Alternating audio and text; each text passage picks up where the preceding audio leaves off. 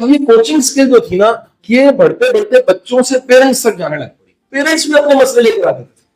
तो एक दफा क्या हुआ कि मेरे पास एक बच्चा मैथ पढ़ता था, तो उसने आके कहा कि सर मेरे जो अब्बू हैं वो अच्छे खासे थे, वो बीमार हो। अब मैं क्योंकि बच्चों की सुन लेता था क्लासरूम के बाद, मैंने कहा जी क्या होगा? कहते सोचे पड़े रहते हैं, गुमसुम रहते हैं, ऊपर देखते रहते हैं, खाना खाना कम हो गया है, परेशान परेशान रहते हैं, कभी कभी कहते हैं यार मेरा दिल करता है मैं मर जाऊं। तो मैंने कहा यार आप अपने अब्बू को, मैं जानता हूँ आपके वाले 2 बार आए हुए हैं, मुझे मिले हुए हैं, आप किसी दिन उन्हें मेरे पास। तो मैंने डॉक्टर साहब वो साहब को बुला लिया। वो जब आए तो वाकई वो मैंने देखा, मुझे उस वक्त वो टर्म नहीं पता थी कि ये डिप्रेशन है, मुझे वो टर्म पता। लेकिन आप यकीन कीजिए, अल्लाह को हाजिर नाजिर जान के बात कह रहा हूं कि वो 1 घंटे की उन साहब के साथ जो नशिस्त थी ना, उसके एग्जैक्ट 1 हफ्ते के बाद एक मिठाई का डब्बा लेके वो बंदा मेरे पास आके कहता जी मैं ठीक हो गया। वो क्या था? वो क्या था? वो कोचिंग से नेक्स्ट लेवल था, वो था मेंटोरिंग। वो पहला मेरा जो काम था, जिसे मैं इब्लाग कह रहा हूं, वो मैथ के सब्जेक्ट से निकल के वो लाइफ पढ़ाने तक चला गया। कैसे चला गया? मैथमेटिक्स के 45 मिनट की क्लास में 30 से 35 मिनट में मैं काम मुकम्मल कर लेता था, और आखिरी 10 मिनट में मैं कोई अल्लाह रसूल की बात, मैं कोई खैर की बात करता। मुझे आज भी याद है ये वाकया। एक दफा मैंने पूरी क्लास जल्दी खत्म होगी, मैंने कहा सब आंखें बंद करें, जैसे 3 साल मेडिटेशन कराते, मैंने आंखें बंद कराई और मराकबा करा के, रिलैक्स करा के, उनके तसव्वुर में मैंने कहा यार एक लम्हे के लिए अपनी माँ के गले लगो, और गले लग के माँ को ना एक बार कहो कि माँ मैं तेरे से बड़ा प्यार। मुझे शर्म आती है बात कहते हुए, लेकिन मेरा दिल कर रहा था, तो सिर्फ तकरीर में कहना। तो 10-15 मिनट में बच्चों ने आंखें खोली तो बच्चों की आंखों में नमी थी, उनके आंसू गिरे थे। नेक्स्ट डे इतनी माएँ और मिठाई के डब्बे लेकर आ गई कि शादी है तुसी कल की कीता है। एडा बदतमीज।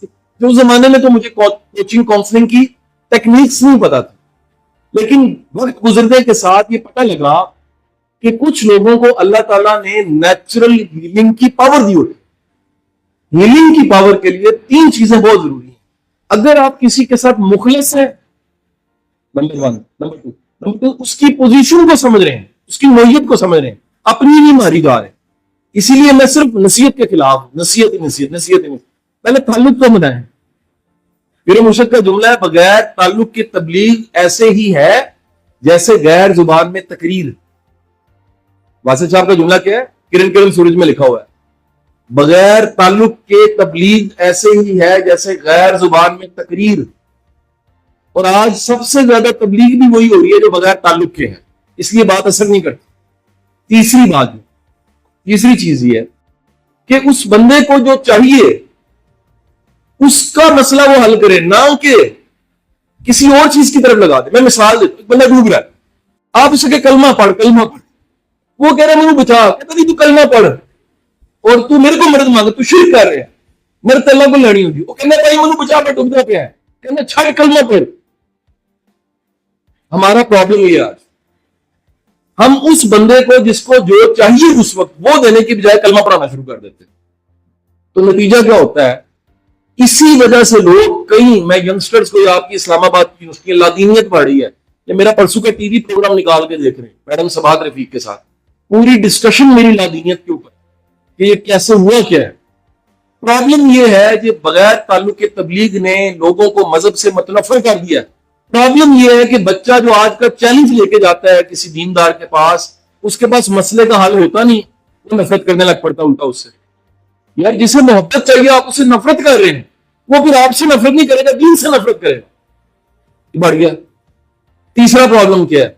उसको जो चाहिए उसके उस गम का तदारुक किया जाए, उसकी जगह आगे सोचा जाए। हम उसे जज करते हैं, हम उस पर कोई कमेंट करते हैं, नतीजा क्या होता है? वो टूट जाता है।